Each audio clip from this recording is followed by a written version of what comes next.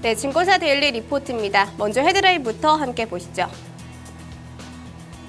삼성증권입니다. 아무도 겁을 내지 않는 시장이 무섭다.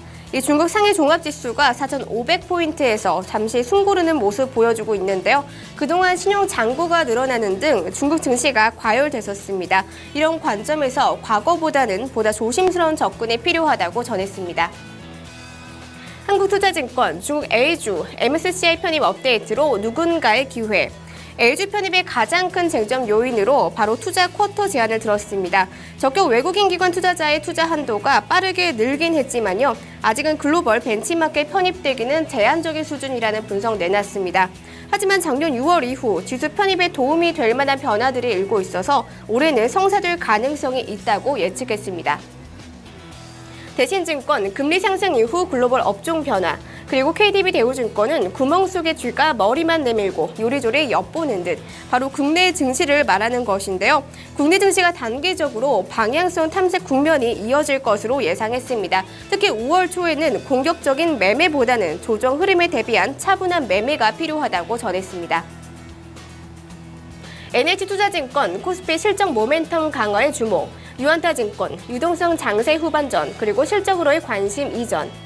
LIG투자증권은 코스피 200 정기 병역에 따른 종목 선택 아이디어에 대해서 얘기를 했습니다.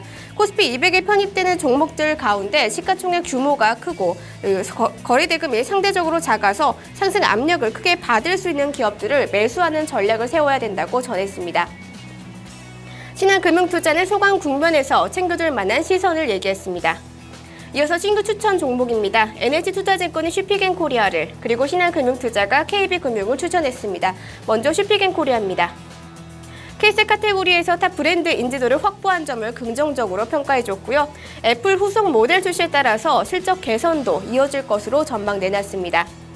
이어서 KB금융입니다. 1분기 지배주주 순이익이 전년 대비 62% 늘어났습니다. 또 보통주 자본 비율이 13.81%로 타 금융지주 대비 높은 점에 주목했습니다.